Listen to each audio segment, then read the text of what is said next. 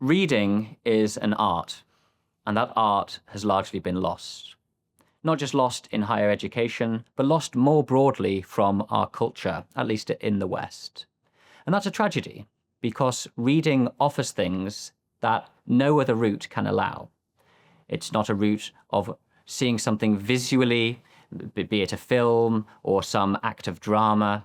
That won't resonate in the same way as the simple act of reading alone.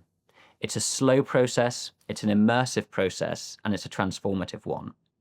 And the fact is, the evolution of our school system, and indeed the decline of our university curricula, has meant that either there's too little space for people to read immersively, or more tragically, the community as a whole has ceased to value long-form reading. So people genuinely cannot read. By that I mean not that they're illiterate or that they can't make out the words on a page, but studies are now showing that when people in their late teens or as university students read, they're not actually doing anything of the sort. What they're doing is rapidly scanning paragraphs for certain phrases or words that stand out, and their brain is seeking to piece those things together into a coherent argument. Now that sounds mad, because the actual text on the page is itself a coherent argument.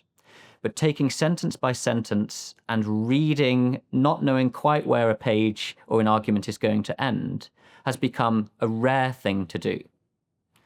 At Ralston, there is not just immersive long-form reading working through choice works of the Western tradition, but many of those works are read in their original ancient Greek or indeed modern Greek language.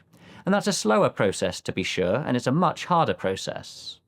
But that level of slow, careful, methodical, progressive reading is what actually pays the big dividends to the reader.